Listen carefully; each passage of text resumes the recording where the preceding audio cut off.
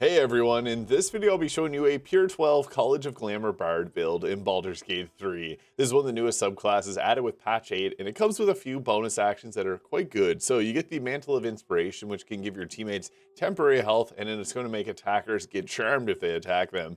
You also get the Mantle of Majesty Command, which lets you get a bonus action command, which is actually pretty good. I'll be showing you how to get the best use out of this build in this video. Now, I like to always have Vicious Mockery for a cantrip. If you're the face of the party, take friends, and otherwise, Mage Hand is kind of nice, so you can throw healing potions and water bottles to set up your cold and lightning casters or heal your team with. And for the spells, I'd recommend having Healing Word, Dissonant Whispers, is a decent damage option and crowd control early on in the game. Thunderwave's nice for the pushback, and I also like to have Tasha's Hideous Laughter. If you don't have someone on your team with Longstrider, this should always be equipped at all points, so we can be the one that takes it as kind of like a support buffer style class.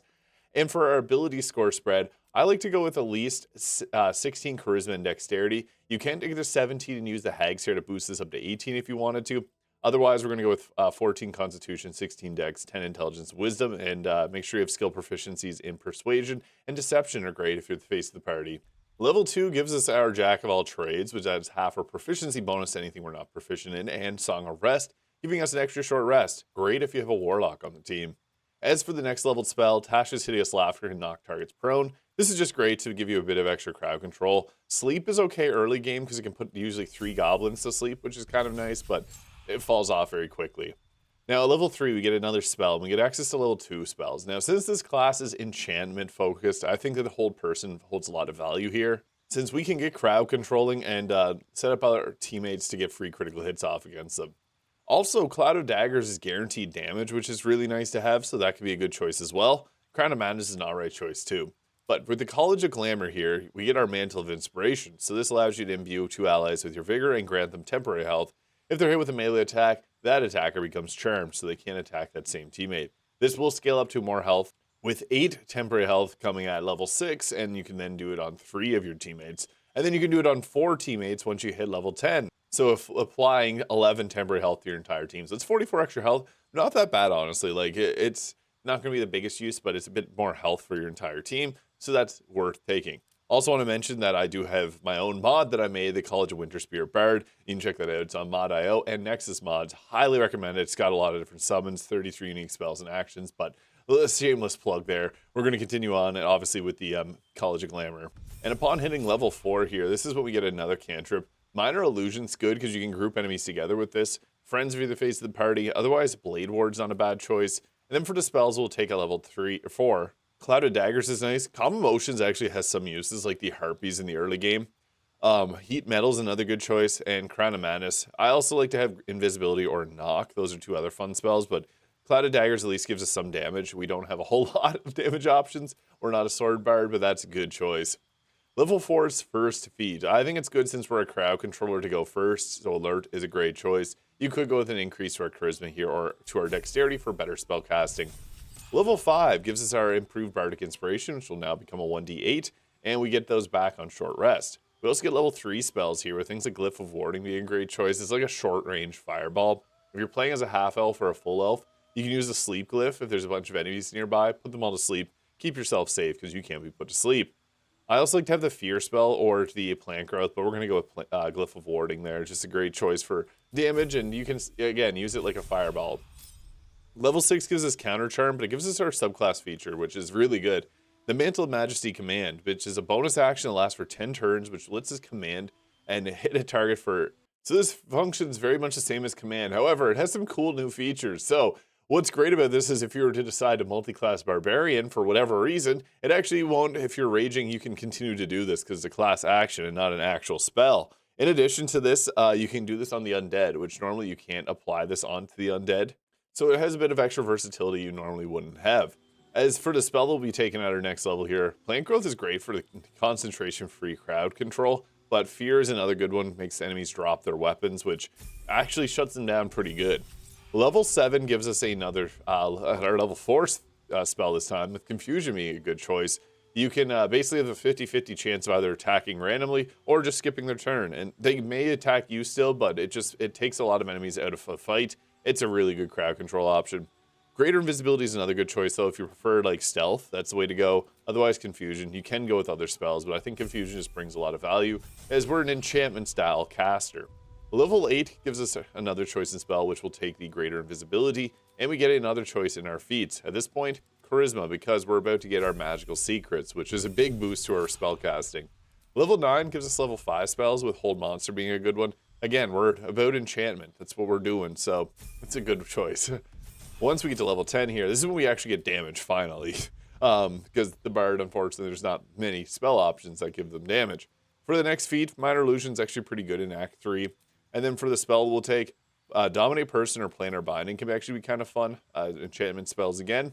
And Magical Secrets. There's some actually a little bit unorthodox choices here. I have Mr. Spells, so you can ignore those. But one thing I want to actually recommend is if you have the Hat of Fire Acuity, you can take Scorching Ray. It gives you an actual reliable damage option, and it's upcastable, so you can use your early level spell slots. But the thing is, the Hat of Fire Acuity can give you a plus 10 to your spell save DC after just a few rays. This is actually a really good option to go with. It doesn't seem very smart to take a level 2 spell, but trust me, it's actually quite good here. Spirit Guardian's another amazing choice. Hunger of Hadar, enough said. You can use just level 3 spells, and like the Warlock, which has to upcast theirs. Code of Cold, an amazing choice, huge damage. We also have the Conjure Elemental, the Water Elemental. Its main punch doubles the damage of Code of Cold, making this potentially 128 damage. And I also like to always take Counterspell. This is another good one, but in all honesty, I think the two that fit best on this particular build, especially since we don't have low-level damage spells, Scorching Ray, so we can land our enchantment spells, and Spirit Guardians. If you have someone already using the Hat of Fire Acuity, I would actually recommend taking that off and probably taking Cone of Cold or the Conjure Elemental. But Spirit Guardians is another good choice because it'll give us damage, which we lack heavily, although it does take up our concentration, so you have to decide between this or Hold Person. But we have crowd control in the form of command, which we can do every turn, so depending on the encounter, you can focus on Spirit Guardians commanding a number of targets, or if there's a lot of targets, you can just do a big Hold Person on everyone. But I think that these two work very well in this setup, and we'll take the Persuasion and Intimidation proficiencies there. And once we hit level 11, we get Otto's Irresistible Dance, which is amazing because the target always fails their first save, so you can take someone out of combat for at least one turn. They can resist it on the next turn, but that's something that happens. And Eye Bite is another decent one because you can continually keep putting people to sleep. Not a bad spell. It's not an enchantment spell, it's necromancy, but it feels similar. You could take Planar Binding, but honestly, if there's other things, like if you got Mr. Spells, Ralutham's Lance, great. This is for non-mods, but that's beside the points. We'll then take for our feat here and increase to the Charisma. You could boost up Dexterity. Another good choice is Warcaster if you're not using the Constitution Amulet, because this will help with your concentrations and holding them. Spell Sniper can give you Eldritch Blast and increase crit chance, which is kind of nice in the Scorching Rays, but I think it's best to just go with the Charisma increase here. And the outfit mod is the R8 Arpeggio by Barry Semifreddo. Now for this build, there's actually gear very early on that works very well, so we don't really have great armor choices here, but in Act 1, the Protect These Sparks Wall is your best choice, and you'd probably want to use Lightning Charges in the early game just to get that armor class boost. It's really the only option you got in the early game. You can then proceed to the Potent Robe here, which will give you additional damage equal to your Charisma modifier on your cantrips. That's nice for the Vicious Mockery, getting a little boost to the damage there. And it'll also give you temporary health equal to your Charisma modifier, which isn't great because we already have another form of temporary health, which will override that, but it's an Act 2 option. Once we get to Act 3, you do have Heldusk Armor, which is probably the best choice. Obviously, that's a very overpowered option. If you wanted to take a feat for medium armor, Adamantine Scale Mail is a decent choice. If you're going with an evil route, the Ballast Armor can be great to set up your teammates to double the piercing damage. You just have to position yourself up close, which is fine because we have Spirit Guardians, so we can. That's more so playing a high support role. It actually has a decent armor class too. You could alternatively go with something like the Robe of the Weave and then putting on something like Mage Armor as well. If you got scrolls for that, it could work as well. Since we don't have anything that's going to count as armor on this build, we could actually do that, and it would be a pretty solid choice. Heldusk Armor is probably going to be your best choice if you want to put something like that on this character. We can get our armor class up to 23, though. It's pretty solid. That's without any gear, any other clothing boosting up our armor class, because there's actually gloves, the Wondrous Gloves in Act 1, which will give us the additional Bardic Inspiration and 1 AC on top of that, but for the gloves that I'm rolling with, I'm going with the Luminous Gloves because when we do radiant damage, which we got Spirit Guardians, we can then apply Radiating Orbs to protect the team, which is we can put charms on the enemy all we want, but sometimes the enemy's still going to attack them. We may as well protect them. This does have to have the coruscation ring here, which will also apply radiating orbs whenever we deal spell damage, which becomes crazy with Scorching Ray. And then we also got the Callous Glow Ring, which will add 2 points of radiant damage if we're illuminated, which is amazing because that counts on Scorching Ray, which kind of combos all this together really well. If you have medium armor proficiency, you can throw in the luminous armor, but I'm rolling with the Robe of the Weave there for to boost the spell save DC. I also got the Boots of Stormy Clamor. Since we're applying condition, we can apply this. This can even be silly, and sometimes apply our gear again and then apply more debuffs, so very powerful option. Cloak Protection or whatever you got for cloaks. And the Hat of Fire Acuity, as mentioned, is insanely good on this build since we have Scorching Ray to be able to stack this up pretty quick and easy, and we can literally get ourselves up to a plus 10 spell save DC with a single spell cast, which means that we land our spells with pretty much guaranteed certainty, which is what we want. I'm also throwing on Marka Heshker here and the Viconia's Walking Fortress. You can use any weapon in the game if you want. Like, you could even throw a Knife Thunder Mountain King to reroll your damage die if you wanted to. You could even go with a Nyrulna so that it gives you increased movement speed and it gives you the light so that we can proc our other gear here. But alternatively, really, stabs are the way to go. And this one in particular comes with Kreska's favor. There's also, like, I guess you could go with the Woe or the Staff of Cherished Necromancy, which could give you extra eye bites. But, I mean, eye bite lasts for 10 turns. So I think this one works best. The fire choice for Kreska's favor is cool, but fire will break our concentrations because it gives us heat. So in all honesty, the best choices are Frost the Dark Winter or Bolts of Doom is silly enough, even though we don't have those on this build. It gives us a very powerful spell of Chain Lightning, which we normally wouldn't have. But that's just something we're going to be using after we have our Scorching Ray so that we are able to land our spells. And into combat, if you know you're getting yourself into a fight, pop Spirit Guardians. It saves you an action, and the damage you can get from this is nice. You can even use a level 4. When I find level 4, especially with Call the Weak, is sometimes enough to be able to pop. We had very low damage there. Sometimes enough to be able to give yourself that that knockout on an enemy if you have Call the Weak. Don't be afraid to proc opportunity attacks from time to time. We have a very high armor class, and it's fine. We basically just want to be able to set up the Spirit Guardians and the Radiating Orb damage on as many targets as possible, and sometimes you can get lucky with that. Call the Weak being a very powerful option because it can explode people, just like you saw there. And then we have Scorching Ray now. We don't have a great chance. I can actually probably hit it on this target here. We want to get this, so basically it's going to boost up our spell save DC. I want this target dead, and we'll roll the free crit. Boom. That was enough to take out both targets. Perfect. We applied the reverberation, the lightning charges. So that's the reason I went with this staff here, is it gives us a bunch of extra damage on our Scorching Rays through the lightning charges that we get, which is really good. So we also then just got 10 stacks of Arcane Acuity, so that means that our spell save DC is 29.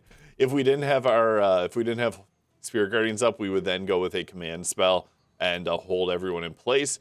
But now we can literally just use anything we want, and it's going to land. But we still have a full action here, so you can go ahead with one of these other spells. We don't have much for damage, as I mentioned here. That's kind of the downside of the Bard, because normally we'd go with Spirit Guardian, or we'd go with that Cone of Cold, but I went with Scorching Ray here. So we could hit another Scorching Ray. I'm just going to go for the pretty much guaranteed hit with the Chain Lightning here just to clear out some of these targets here. And that was enough to drop them. Perfect. So that's pretty good. We then now have our Mantle of Inspiration here, or Mantle of Command, Mantle of Majesty Command. Bonus actions to either give 44 health between our entire team, or to be able to crowd control someone. With Spirit Guardians and Approach, this is pretty good. This actually will break our concentration, so it's probably better for us to continue on with this here and go with the temporary health on our teammates because we have the concentration set up for Spirit Guardians. This is more so just because it's a great debuffer. We can just buff the team here, and we'll call it turn, because for the bonus action, being able to apply this much extra health is really nice, and that Rose appearance is cool too. All right, well, that was not ideal. Since I didn't take Counterspell, I got hit with a command, and that just kind of messed with our plans pretty badly. So I'm going to try and get our spell save DC back up. I want this target gone, because poor Minsk over there is in a panic. So I'm just going to blast them with everything I got. That worked, and we applied Radiating Orb 6 stacks on that enemy. That was actually perfect. So that's one of the funny things about getting like the extra fire damage and everything laid out. But the great thing is we don't have a concentration anymore, so we can drop the Mantle of Majesty Command here. Because with this, we can then have them approach us, and then we hold that concentration for the turn, so we can continually keep doing this over and over again as a bonus action. So yeah, that is one thing to keep in mind. We also got options like Glyph of Warding, again, is really our only real like damage spell that we can cast. It's like a short range fireball that you can choose the elemental damage type for. As you can see there, kind of honestly not that bad for damage. We have that other target crowd controlled, so we don't have to worry about this one here. And since they're commanded to walk towards us, they just did that. And then we actually applied radiating orbs on ourselves. What we can also do is you can start off your turn with like command grovel here. If you're surrounded like this, you can then just drop them in front of you, and then firing squad right to the head with the scorching ray. See ya later. And then our last target over here, we have, I would just recommend going all out on this and blasting away. Boom, there it is. So College of Glamour. Getting Fire, Cutie Hat, and Scorching Ray actually does stack this up quite a bit. And since we got that, we may as well be a debuffer with different types of radiating orbs and reverberation to get a bunch of extra damage off. And if you're eating the illithid abilities, you can actually be pretty powerful with Call the Weak. So let me know your thoughts in the comments. Hit the subscribe button below if you enjoyed, and we'll catch you all in the next video.